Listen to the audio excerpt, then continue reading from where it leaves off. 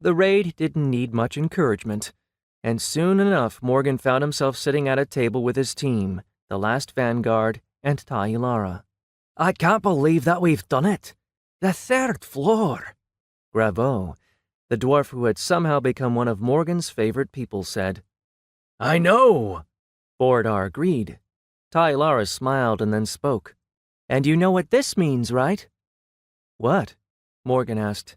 By finishing the third floor, you were all rated as Scarletite-ranked teams. She grinned. Morgan blinked at that. It almost didn't seem real. They had spent years in the tower, though, and he knew that they had outleveled almost everyone on the outside. It was almost impossible to believe, but Morgan knew just how much they had all advanced, how they had fought without stopping for all that time. All of them were above level 50 now, with Morgan, Lucius, and Vistella being level 55, and the others were only one level behind. He didn't know the exact levels of the last Vanguard, but they were in the same range. Tailara was over level 60, and Morgan knew that she had leveled at least once on their climb. But for their raid leaders, the ones who were over level 60 like the Grand Mage Ragnar Rom and Evermau, the climb hadn't been as profitable. They didn't get the same amount of experience, since they had already conquered the first 3 floors. They could leave the tower and rule, or work as a high-ranked team. They could have wealth and power on the outside, but they were there to climb the tower. Quickly, the 2 teams began their usual banter. They had all gotten incredibly close, enough so that Morgan would consider everyone at the table a part of his family.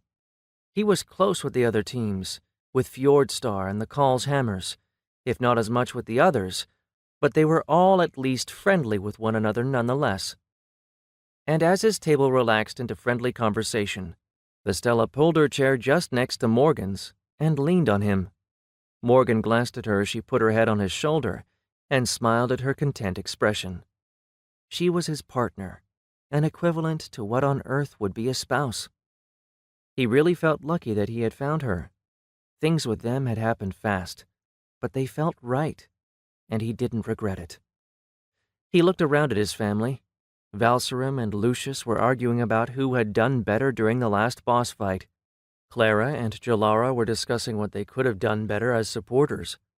Hexna was brooding next to Borodar, and Graveau was drunkenly making rude advances at Tailara. Beyond them, other teams sat at different tables, but the scene was the same. They were celebrating their victory.